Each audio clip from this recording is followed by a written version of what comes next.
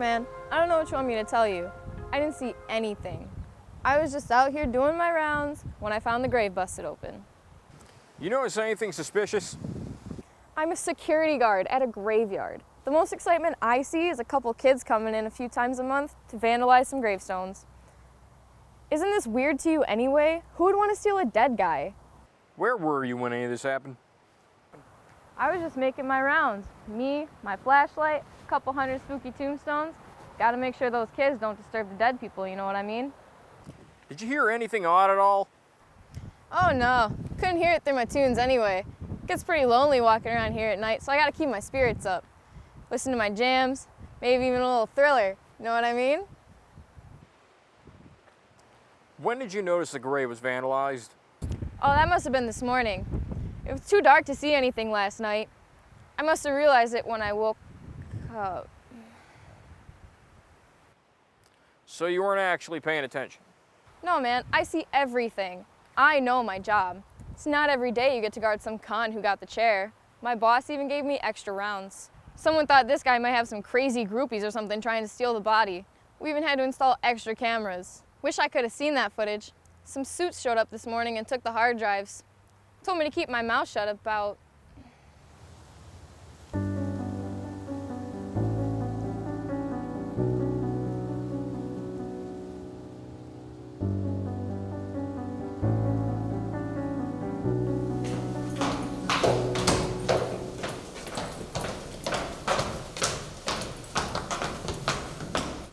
Stop!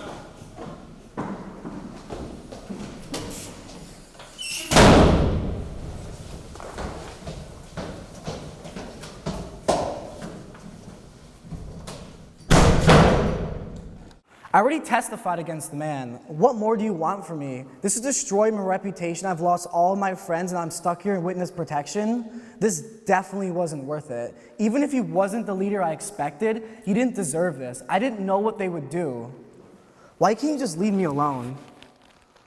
I don't belong on this side of the table. I'm the one who breaks the most stubborn criminals. I know how it's done. It's how I got to where I am today.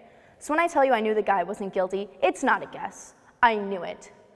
But what was I supposed to do? You're investigating this without knowing any of the basics.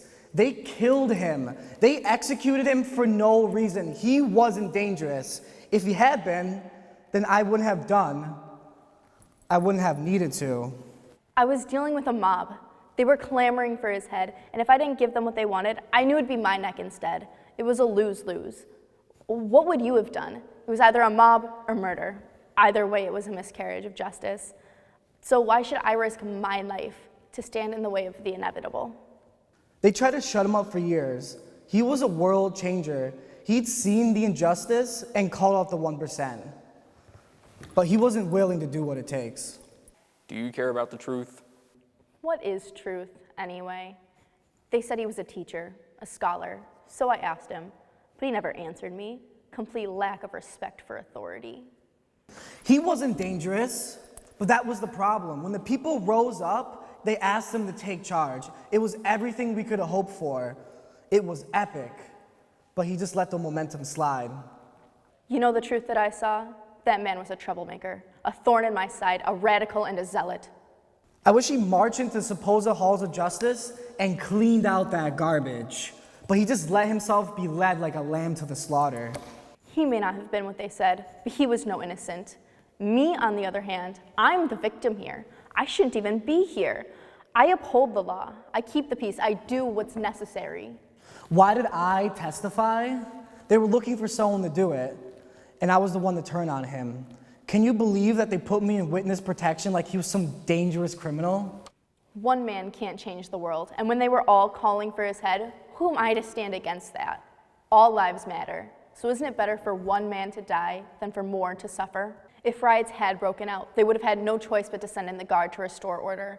And who knows how many people could have gotten hurt, or what that would have done to my reputation. I did what was best. He wasn't the leader I thought he was.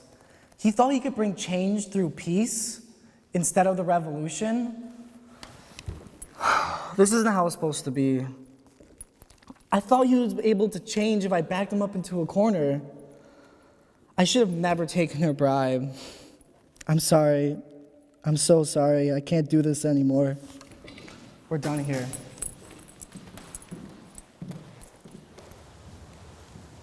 I know how that sounds, but I know what I saw. It's a miracle. He's alive. Who's alive? The teacher, of course. His grave wasn't vandalized, and his body wasn't stolen, no matter what some may say. He is alive. He's not a zombie or a ghost, and he wasn't faking it. You saw him executed yourself. But I'm telling you, he's not dead. Not anymore. Do you have any proof? I don't know what proof you want from me, or what proof could convince you. You'll either believe me or you won't. But I know what I saw. I'm a witness to the goods he did before he was killed. And now, I've seen him, and I've spoken with him. You saw him alive. That's what I'm telling you. I saw him. When we got to the grave and we found it opened, I had to fear the worst. It wasn't enough for them to murder him, but they had to desecrate his resting place too. But that's when he spoke to me. I saw him. Maybe truly for the first time. You spoke to the dead man.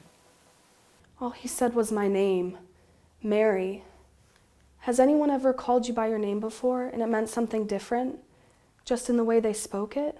They're speaking to who you are, who they see you to be, just by saying your name. No one knows me like him. No one sees me the way he does. When he said my name, I knew. What did the dead man tell you? He told me to tell them, his followers, that he is alive.